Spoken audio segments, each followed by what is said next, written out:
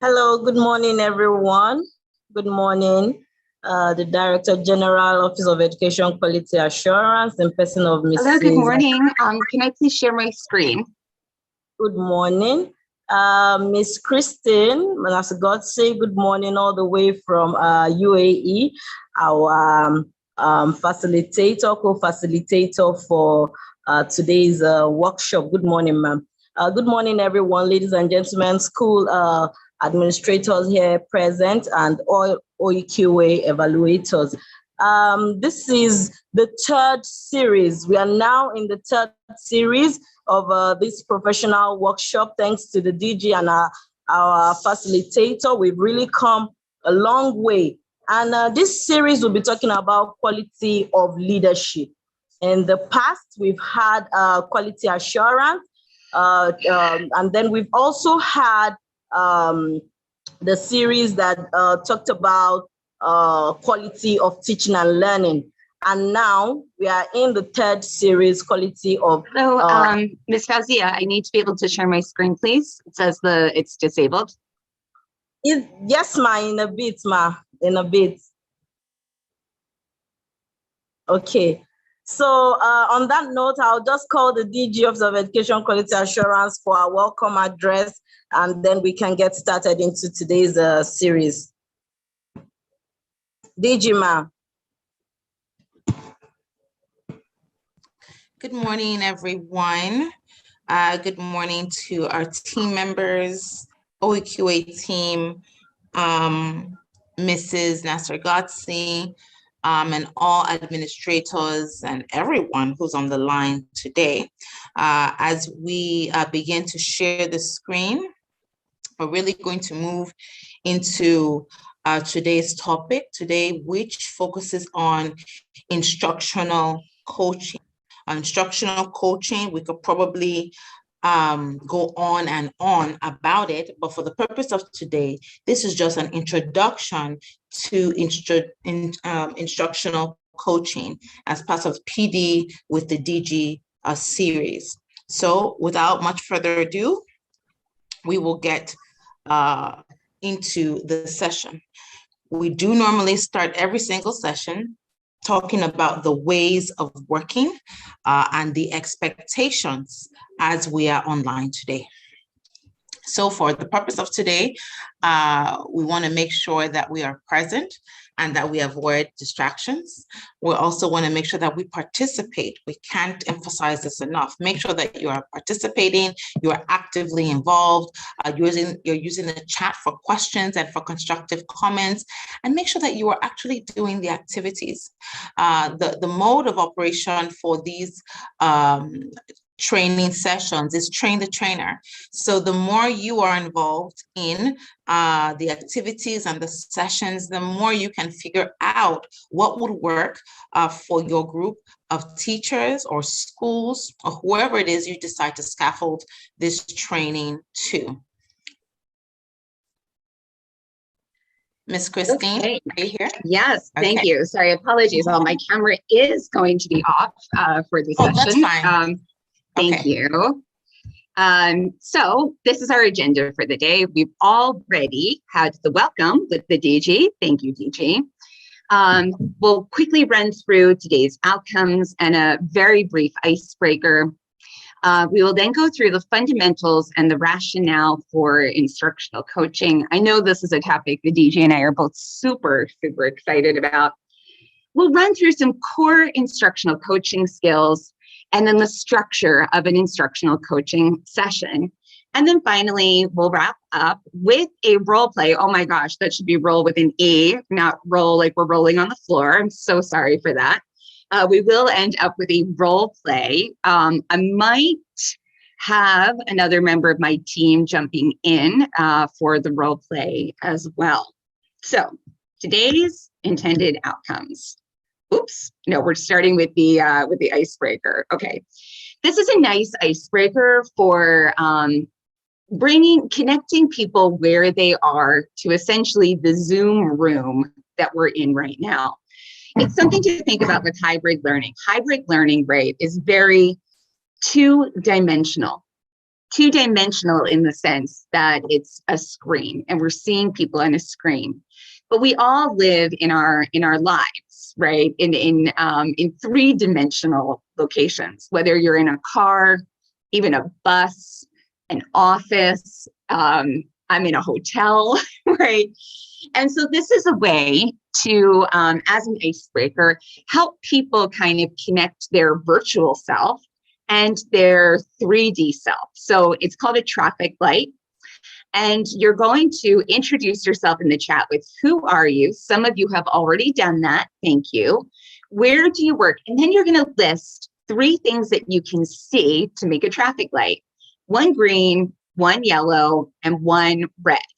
Some people call the middle light amber or orange. If you want to go amber or orange, that's fine. No one's going to judge. So you're going to share that in the chat. If this is me, I might say, this is Christine. I am a partner with Mirai. I am in a hotel room in Ghana, and I'm making my traffic light with, let's say, something red, my Mirai notebook, the yellow wallpaper. Remember, everyone, it can be in the family, just like Miss Christine said. Okay, so it could be the family of yellow, the family of red, the family of green. And I really like this particular icebreaker. And I want us to think through how we can use it. We can use it for our teachers.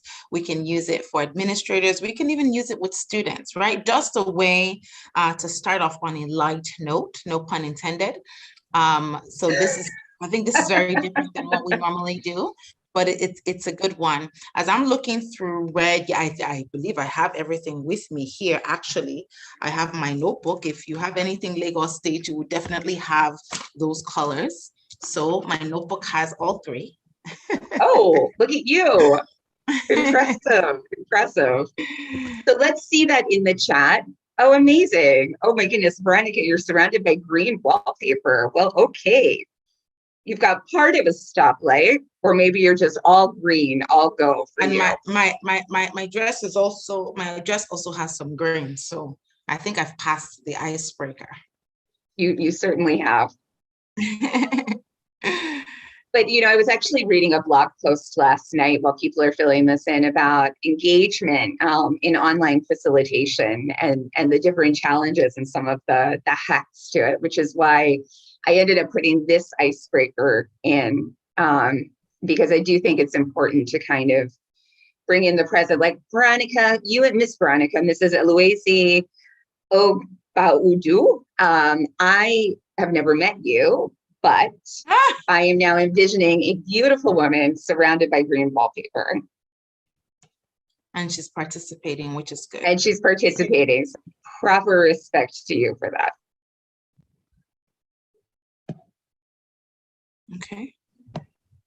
We'll give everyone a quick moment to do that. Yes, I would imagine that for online engagement, we definitely need to dig in our bag or onto our toolbox, right?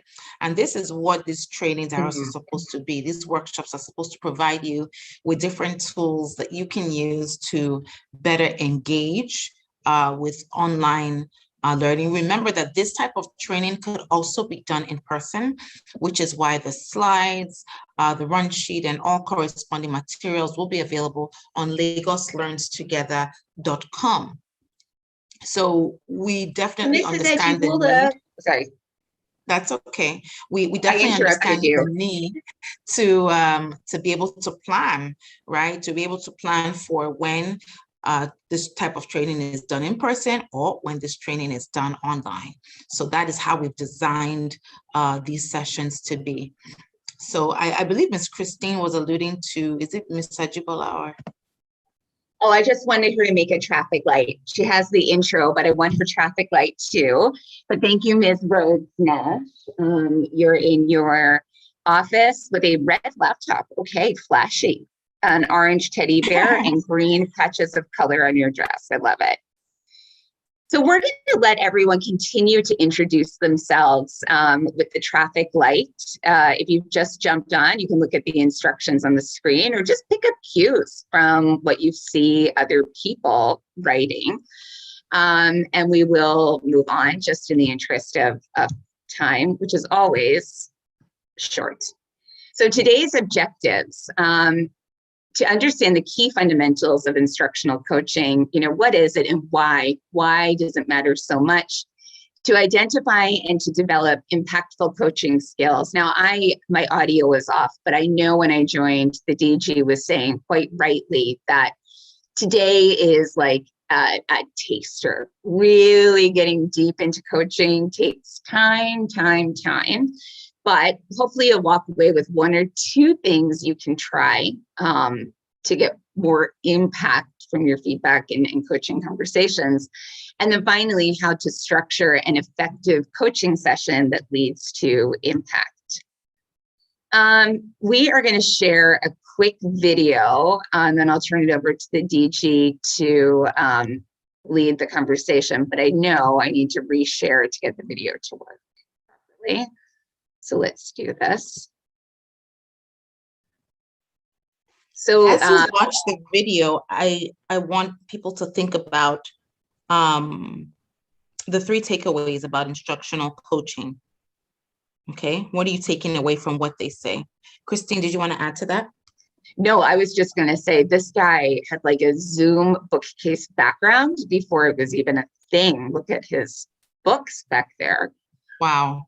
There's like a block of blue that's showing. Oh, if it's Block just of on my blue end. that's showing. ICT, can you assist?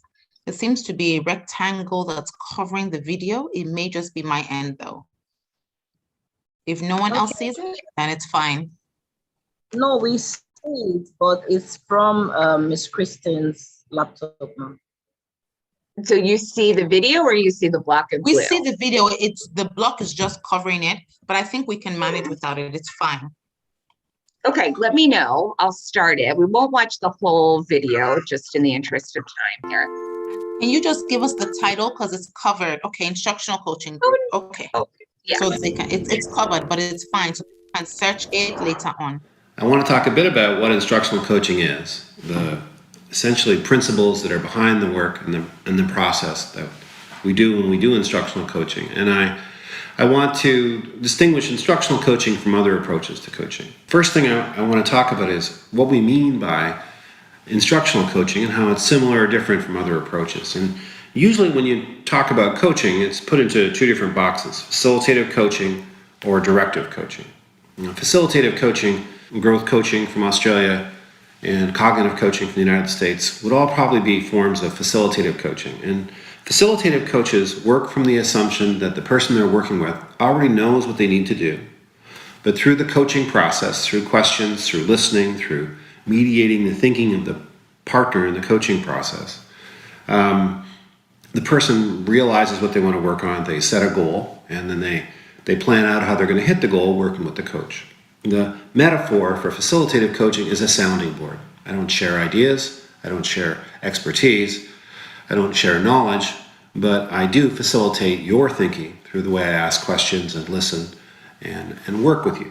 The other kind of coaching is directive coaching, and usually when you hear people talk about coaching, it's either facilitative or directive. In directive coaching, the idea is, the assumption is the teacher doesn't know a particular teaching practice they need to learn, and my job is to make sure the teacher learns it.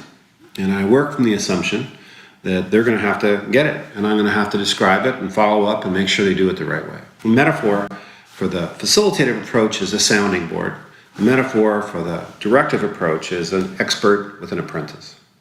And the assumption, again, in the facilitative approach is the teacher already knows what to do, and the teacher is doing the decision making. But in the directive approach, the assumption is the teacher doesn't know what to do, and the decision maker is the coach. So often people, when they hear about coaching, they put it in one box or the other box, but I think there's a third way, and the third way is what I call dialogical coaching. Now, in dialogical coaching, the assumption is that often teachers do know what they need to work on, but sometimes it's helpful to have a person, an expert in instructional practices, who can help you learn new things to meet your goal. Billions of dollars has been spent studying what effective instruction looks like. And to have a person, a coach, a partner who positions you as a decision maker nevertheless to help you learn practices to hit your goal seems to make a lot of sense. This is not directive coaching though, it's dialogical coaching, because in dialogical coaching, the teacher remains the decision maker. And as I describe practices as a dialogical coach, I always say, do you want to do it this way? Do you want to modify it? Is this the practice you want to do? I don't give advice. I don't show up like an expert, but I have expertise to share with my partner, the professional. Which gets to the second thing, which is our approach with teachers. When we do dialogical coaching, instructional coaching, we position the teacher as a partner, which is to say we position the teacher as the person who's in control of what happens in his or her classroom. They are the decision makers. And we have a set of principles we work from: equality, choice, voice, dialogue, reflection.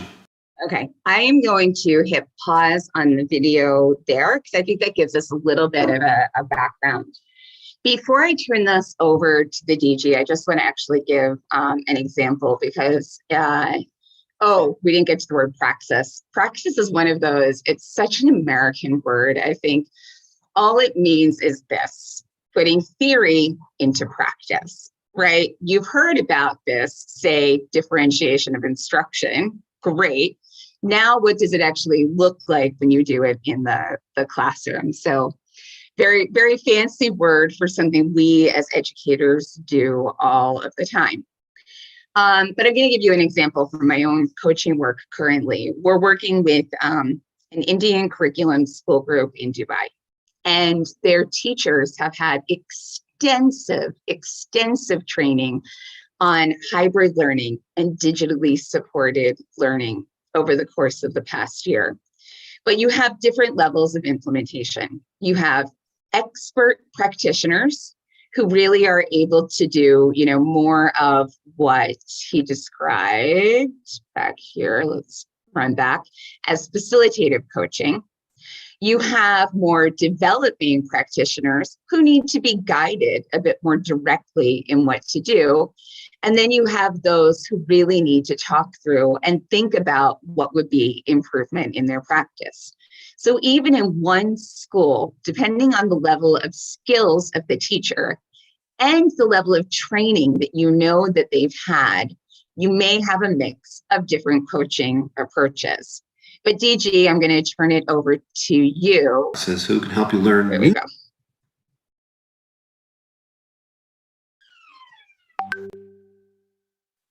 Okay. The box is still there. I don't know. This box will not leave us. No problem. Anyway. Why don't I'll let me reshare, DG, and then we can see if we can get rid of that irritating box we have. So I really liked, as I was listening to the speaker, right? And I know that he probably would have, he was going deeper, but for the purpose of this today's workshop, we just focused on a very surface level view and understanding of what instructional coaching is. And I think we can definitely, as teachers, as school leaders, as evaluators, we can definitely understand.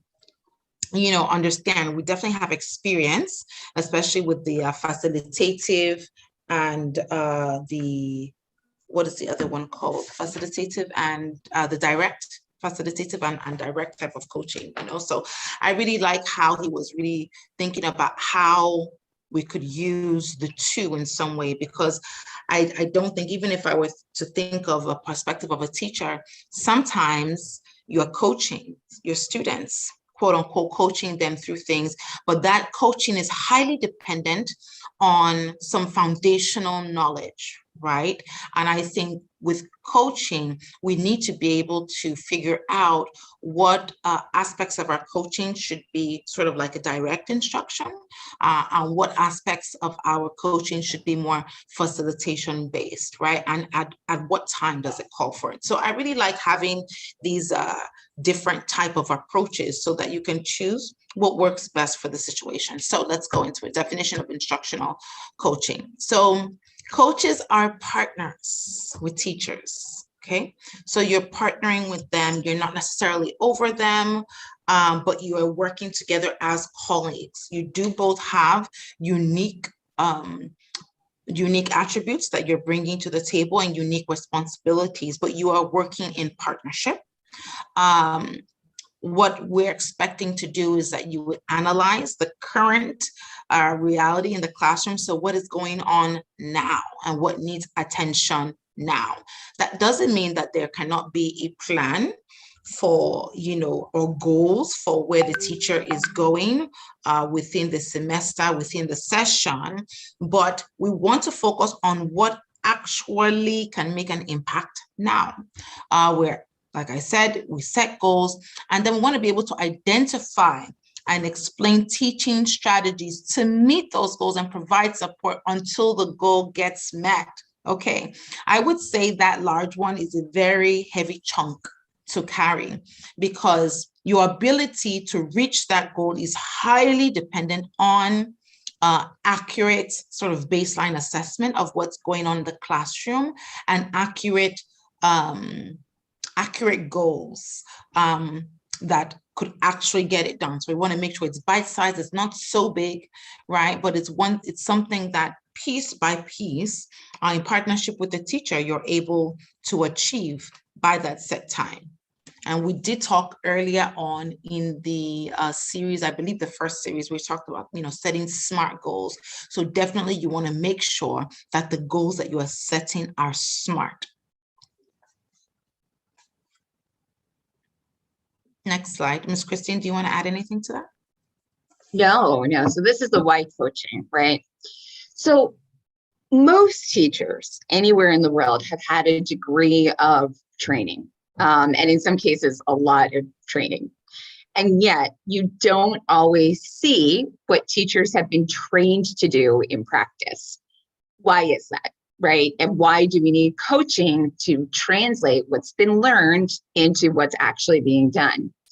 First, changing teaching practice is just hard. If we were doing a full workshop on this, we would reflect back on our own experiences in school and how they actually influence what we do in the classroom, even when we've been trained otherwise. And changing your teaching practice also requires having continuous reinforcement. It's not enough to just go to a workshop on differentiation. Differentiating instruction is not easy. You need constant practice, constant reinforcement, constant reminding that this is what we should do. But coaching also empowers teachers, whether you're looking at directive, facilitative, or more dialogical, right, to make changes within their own classroom. We had a beautiful example of a public school teacher by the name of Fauzia in Lagos State, who wanted to make some changes to, wanted to support her students in reading. And so she really took the time to understand among her 70 students, what were some of the strengths and areas of need in reading. And then she did what she could in her 70 student classroom, creating an approach to putting the students into groups to support each other with literacy, right? Nobody could have told Ms. Fauzia what to do, but she was able to make that change in her classroom with the support of a coach she had through another program. Coaching also allows teachers to apply their learning through professional development more deeply, more frequently, and more consistently than when they're working alone. And finally, coaching supports teachers to improve their own capacity to reflect and to apply their learning to their work with students and also with each other. And before I jump into this, I want you just to hop in what we call the Wayback Machine, or not even the Wayback Machine. I want you to think about something that you've decided to learn as an adult. Just take a moment first to think about that. Could be something to do with exercise or sports or dance or even a musical instrument or a craft or cooking. So take a moment, maybe even jot it down on a piece of paper. DG, I'm going to ask you about this in just a moment. So I'm expected make sure you're to playing participate. along. I actually Get ready. wanted to just add a bit Of more course. to Go what ahead. you had spoken about with coaching. Definitely, we all know that teaching practice it's hard, and it's not hard because it's inherently hard. It's hard also because we don't always see the impacts tangibly, right? Even at the point of students doing an examination, right? Like a terminal examination, maybe you won't know until the end of the term or the end of the year that students have sort of shifted, right? But there are other ways to sort of see and to quantify, teacher effectiveness and how they've been able to improve. So that's why we really like coaching, right? Because it really puts into practice the practical aspect of that, recognizing that it is such a human-based career that actually needs someone there to be able to constantly give feedback and to constantly, have someone like a thought partner to think through some of the goals that you have. So this is why this is important. And I like the fact that Ms. Christine talked about, having like a one-off training doesn't always, work, because you have it, but it's just a part of the puzzle, right? And we know that not everyone needs the same thing at the same time. Okay, so that the coaching can really help to bridge that gap. That's what I've written here. Like it is a bridge. It is a bridge. Okay, so let me go into the assignment that you've told us to do. So yes, about a time you decided to learn something as an adult. So first jot that down. My own life, professionally, I started doing a lot more work with technology around, almost 10 years ago. And I decided I wanted to learn some basic things that I didn't know, like how to do some higher level programming and to do some soldering for electronics work, things I had never been taught in school. And so I spent a summer working on that. So that's just an example. That's like, an example could also be last winter during a quarantine, one of many, I decided to learn how to make a very special Iranian rice dish so that I could teach my children how to make it. So DG, is there something that you decided to learn maybe recently as an adult? Absolutely. I would say about 4 years ago. My background is in education, education management, and international policy, education policy. And I really saw the need for tech, so I took a data analysis course online, I remember, through one of these remote courses. I think they were out of New York or so, I forget the name of the institution. But at the end of the day, first of all, you're putting yourself out there because you're acknowledging that you don't know something. So you have to be totally open to learning and to asking questions and to feel like you are not an expert. That's number one. And number two, I feel after having taken the course, it's a way of thinking, right? It's like having a different set of lens to look through life with, so I feel like after having taken that course, the way I looked at impact, the way I look at, resources, very different now that I have a thorough understanding as to, data is not just numbers. I remember part of the course talked about how Netflix, and this is even before pandemic, how Netflix used data to figure out those shows that people would be drawn to, so seeing it in a practical sense when it comes to something like seemingly insignificant, like movies, was really life-changing for me in so many ways. So when you think back on that, here's some of the questions that we asked, right? The course was part of the formal learning that you had, but what other resources did you need in addition to the course to really understand it? You talked about reflection, right? Thinking about, oh, what does this mean in terms of my regular life, the Netflix that I use? What other tools and resources did you need to really be able to learn?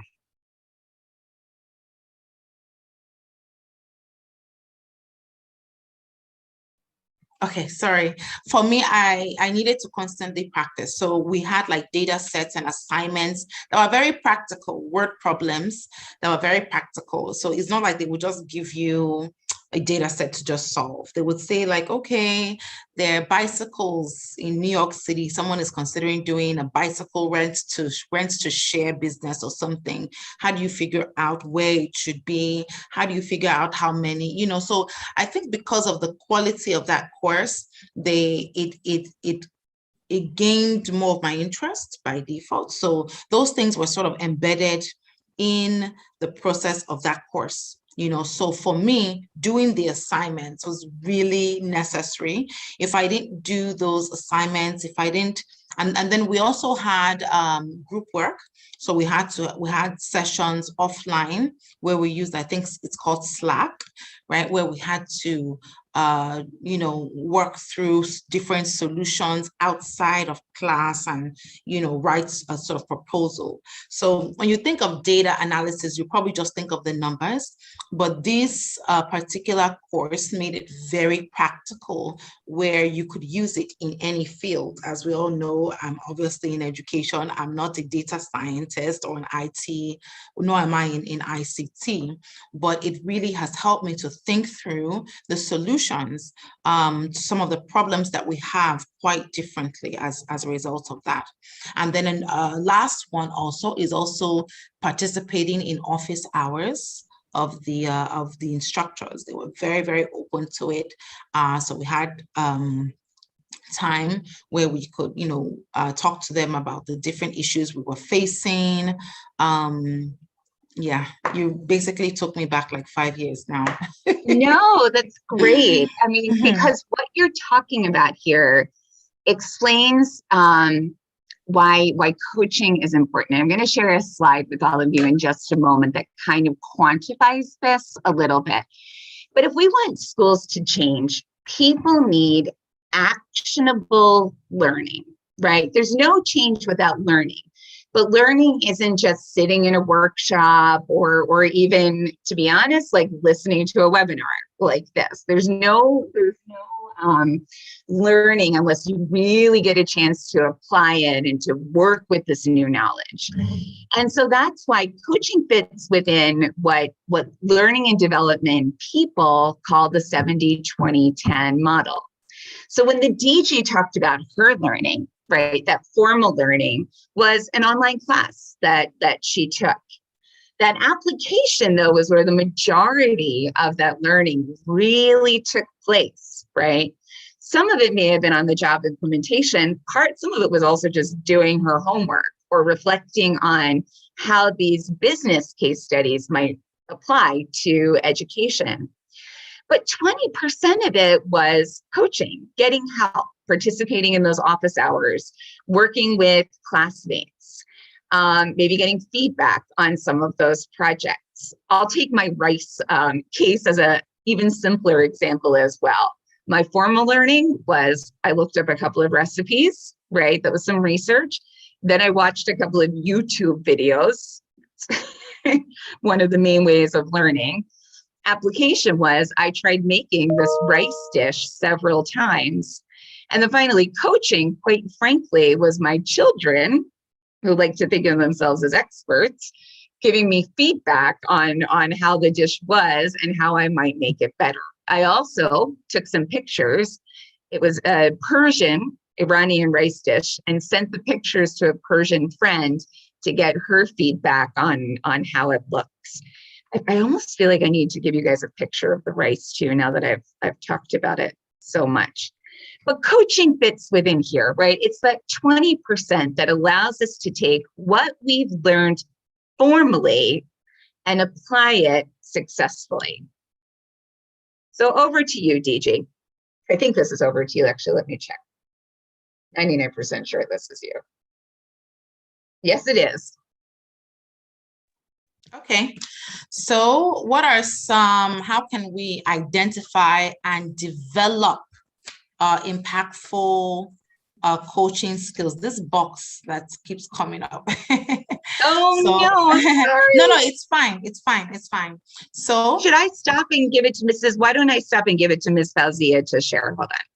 Miss Fauzia, are you good to share from here?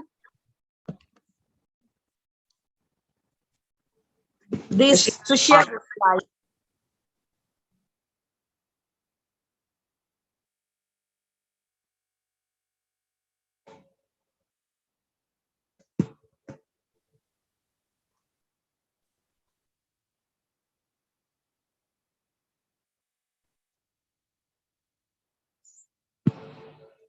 Is it okay? Yes, perfect.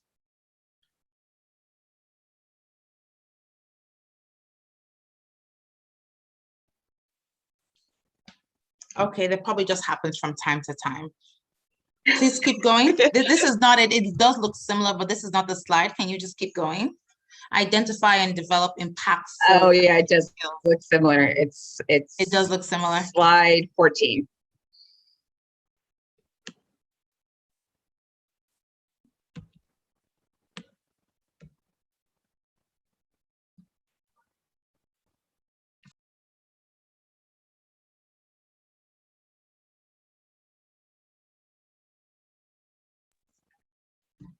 Anyway, I think I'll just talk through it as it Okay. continues to show.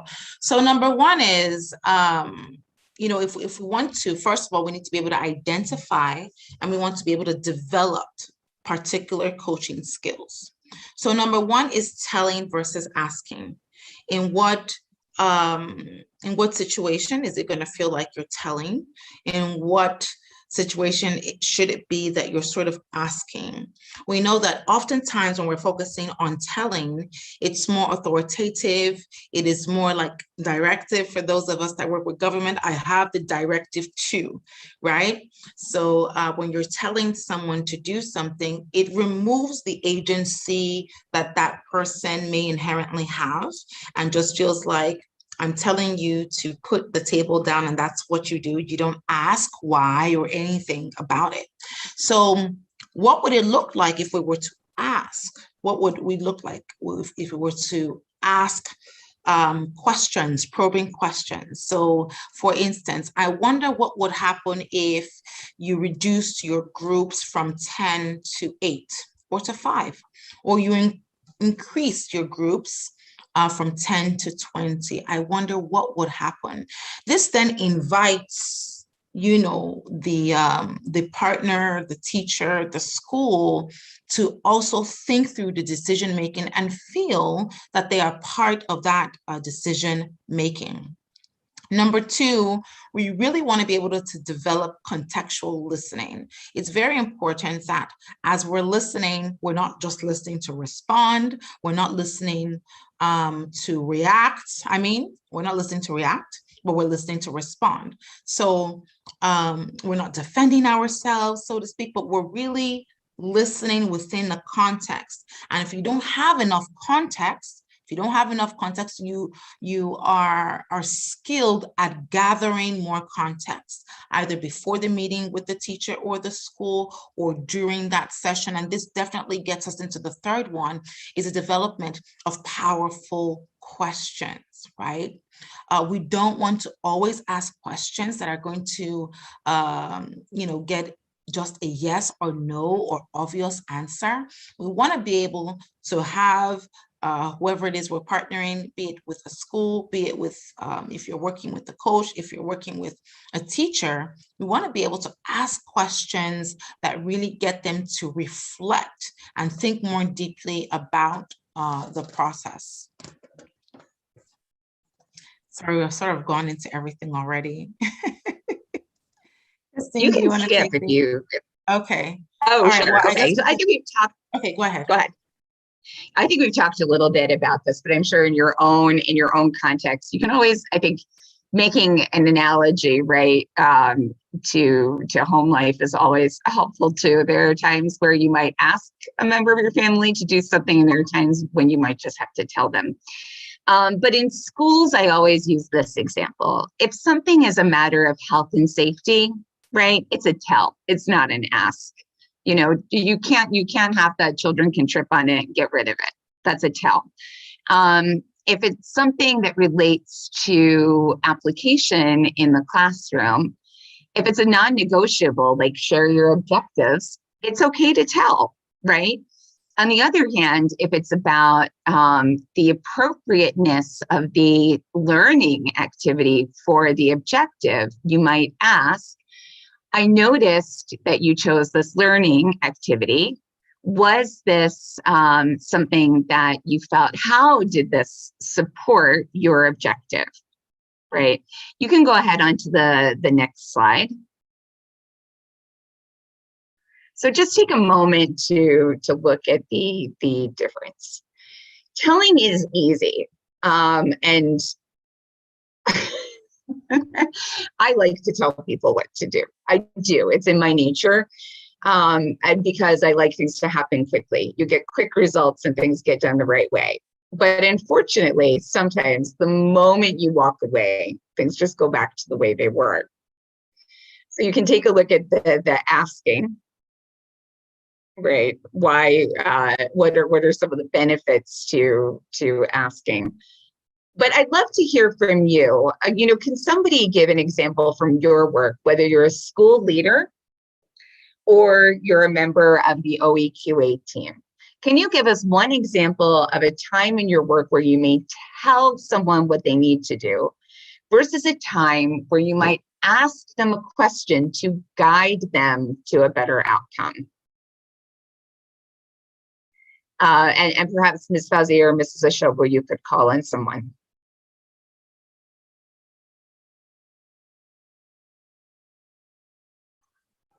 So randomly, I have unmuted, I've allowed Mr. Akinsoya Olurantimi. Mr. Akinsoya, please, can you let us know any situation where you've either asked or told someone what to do? You can unmute yourself and let us have your contributions. We also have Mrs. Aminat Ayoyemi, Mr. Anthony Sada. So any of you can unmute yourself and let us have your responses, please.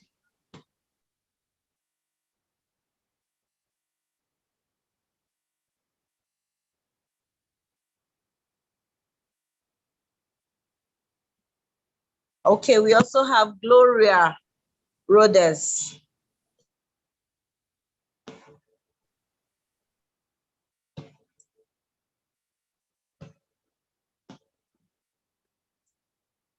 Please unmute yourselves. Good morning. Okay. Yeah, good morning. Telling, obviously, if you have deadlines, for example, I'd like to have your exam drafts in by Monday.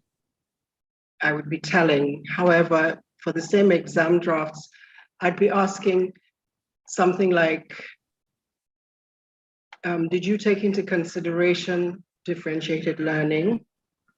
If you rephrase this question, do you think you would have better understanding by the children in order to get better quality answers? I love it. Oh my goodness, what perfect examples, right? A deadline is a tell. That's managing, right?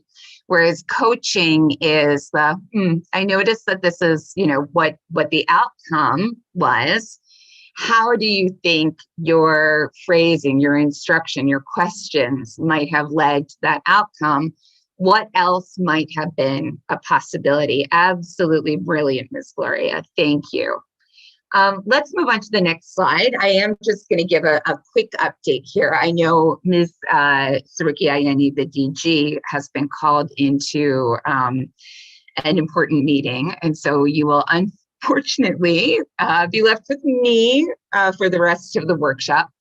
That does mean we may cut one part from the end and just add that on to instructional coaching to the role play. But we will just go through the rest of this in the time that we have left.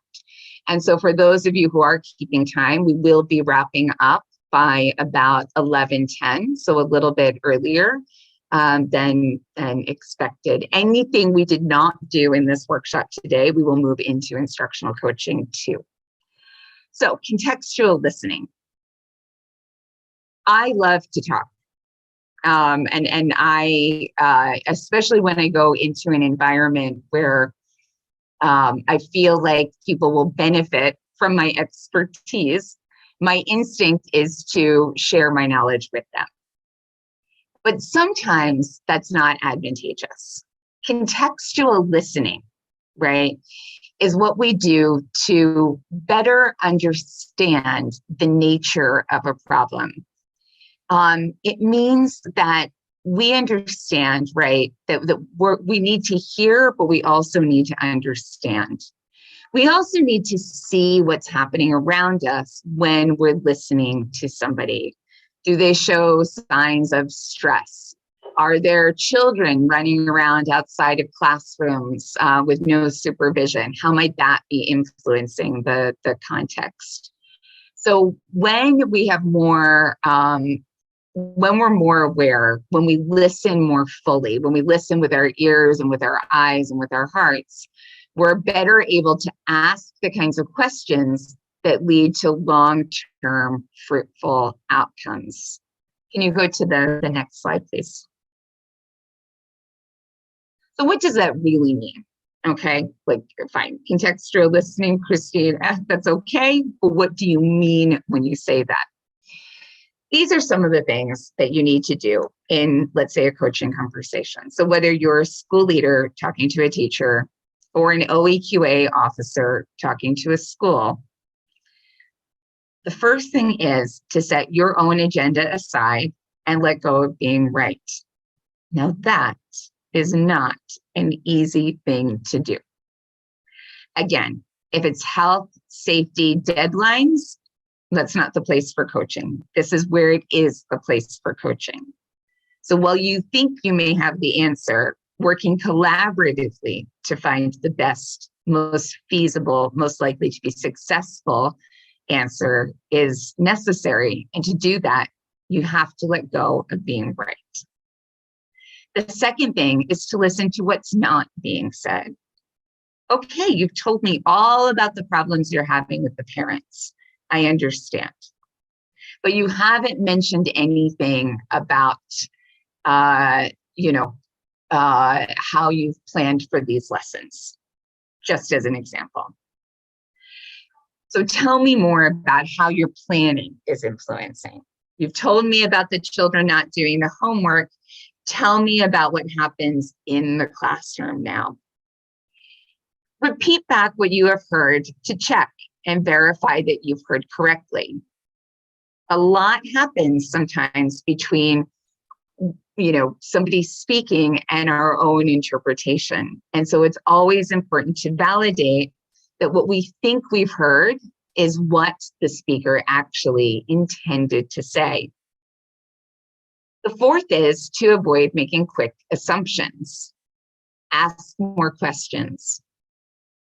Ask questions that help draw out the context. Tell me more about what happened before. Is this something that happens frequently? What have you done before to address this? And then finally, and this is quite difficult for everyone, don't be deciding what to say in response while an individual is still talking. So I'm going to actually assign that to all of you who are part of this workshop today as a little task, okay? Try in a conversation, either at work or at home, to fully listen to somebody just once today without thinking about what you're going to say in response while the individual is talking.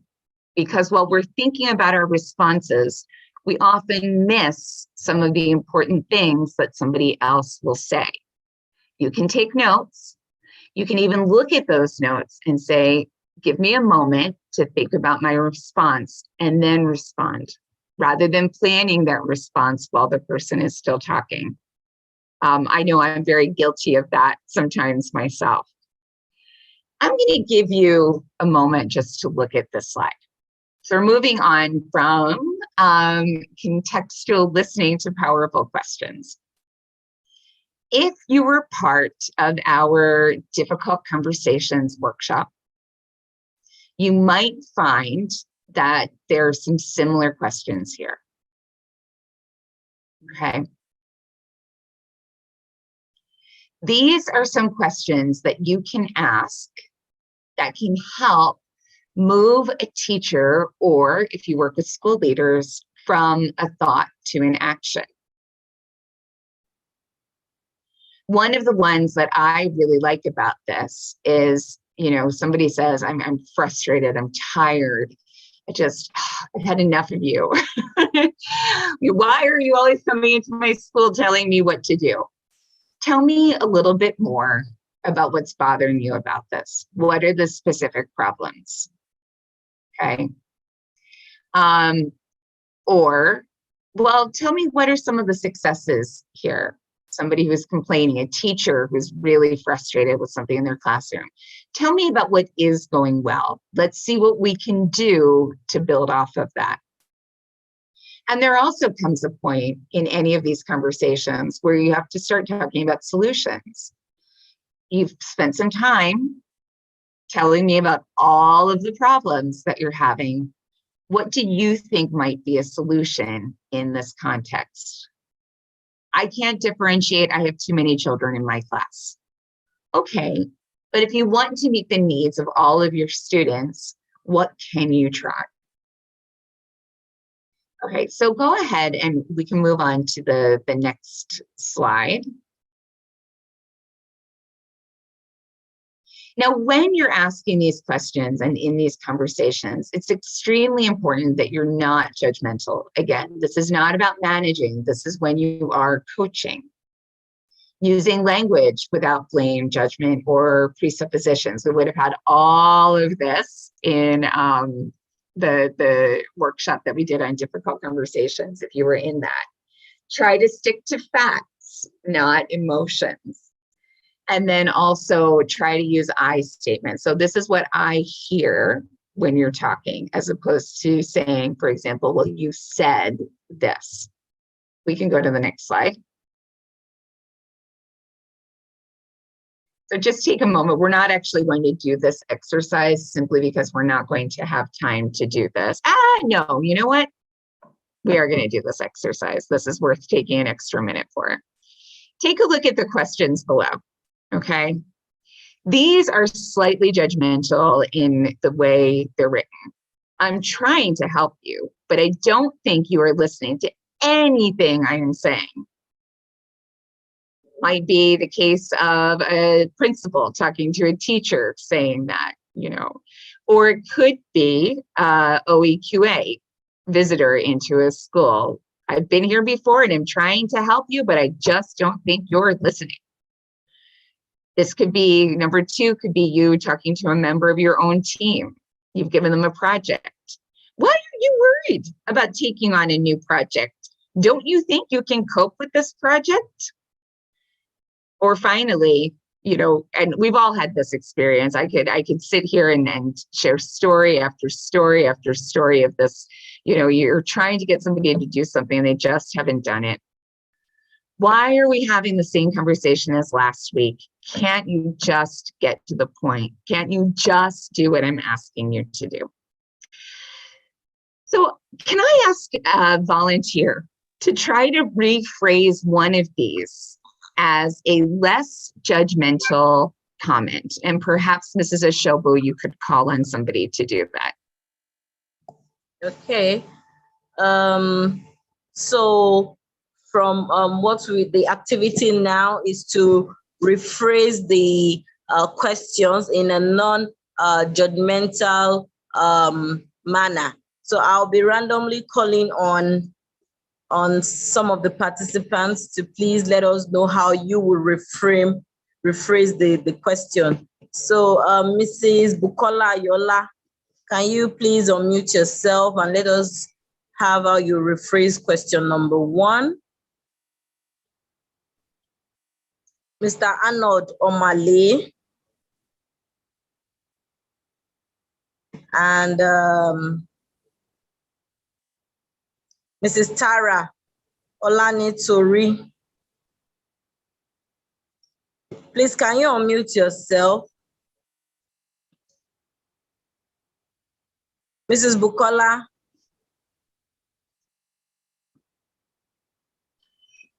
Participants, you can also use the chat if you're willing to try one of these out. Maybe it would help if I gave an example. So why are we having the same conversation as last week? Can't you just get to the point? You might rephrase that as, right, so that you're not making people defensive. I've noticed that this is a recurring concern of yours. Tell me what you tried last week to improve the situation. So that's one, example of rephrasing.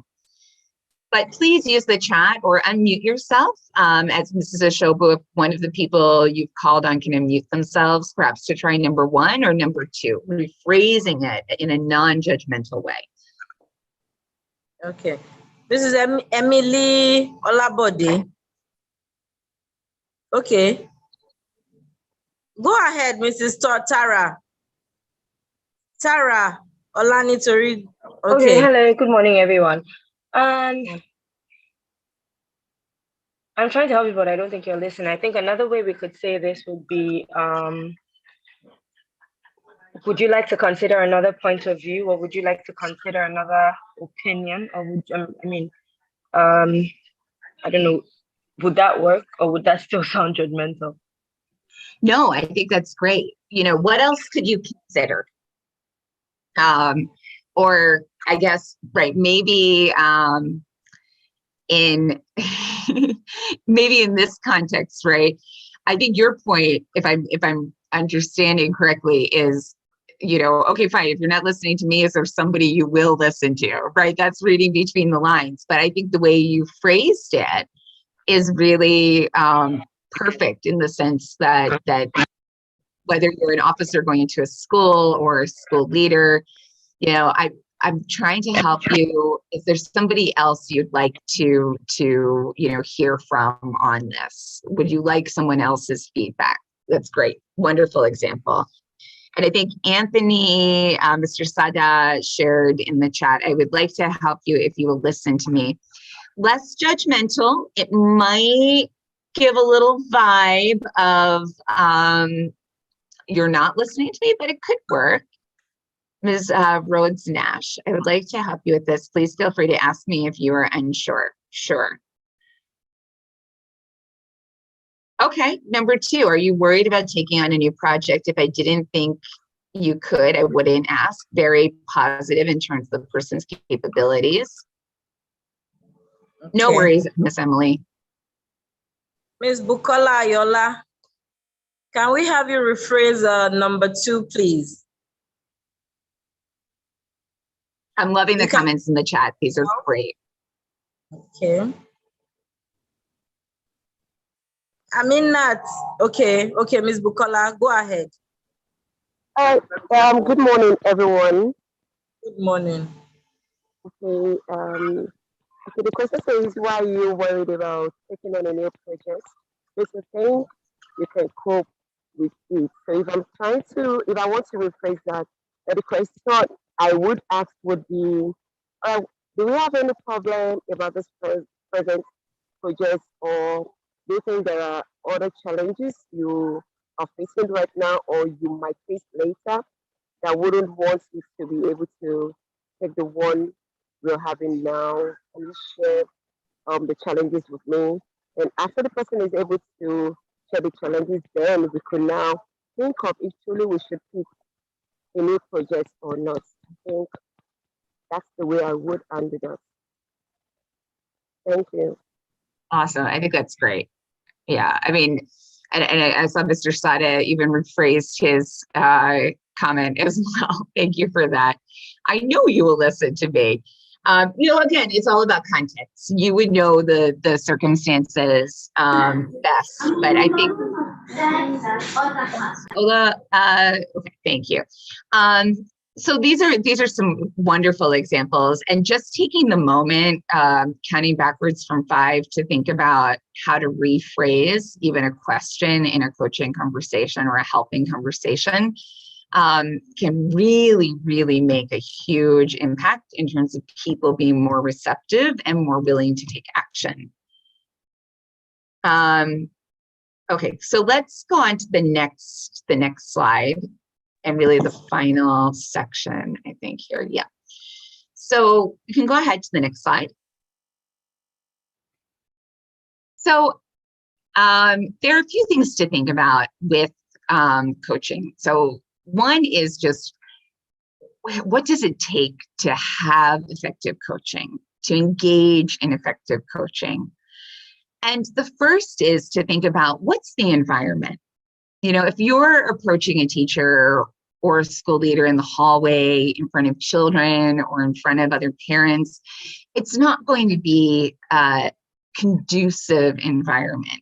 A conducive environment is more likely to be private, sat as equals, not behind a big desk with somebody sitting and scared in a chair in front of you, but in an environment that feels equal and constructive.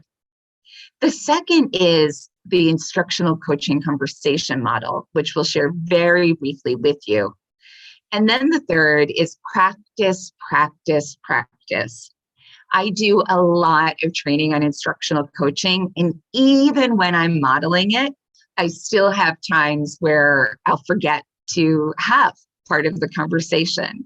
And I'll say, oops, I need to go back. There's something we didn't do here. But practicing, it will never make for perfect, but it will certainly make for pretty awesome if you get good at this through practice. So let's go to the next slide. So this is the model, right? And we'll go through all of this in more detail in instructional coaching too. Set the agenda. What is it that you would like to discuss? What is it that the person you're coaching would like to discuss? Get to or understand a motivation or a will to change.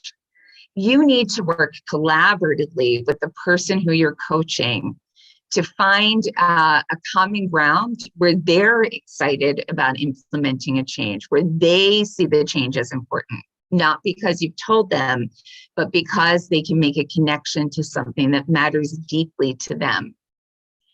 Support the teacher or the leader to discover possibilities and gain insights. And there's specific questions that you can ask that do that quite well. And we'll go through these in the next workshop. Developing SMART targets based on insights and the will to change. So, not, okay, fine, I'm walking away from this conversation and I will differentiate instruction.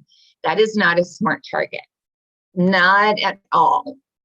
A SMART target would be, okay, I'm walking away from this conversation, and this week, so it's time bound, I will provide my students with 2 levels of text for this topic, for the more advanced readers and for the struggling readers.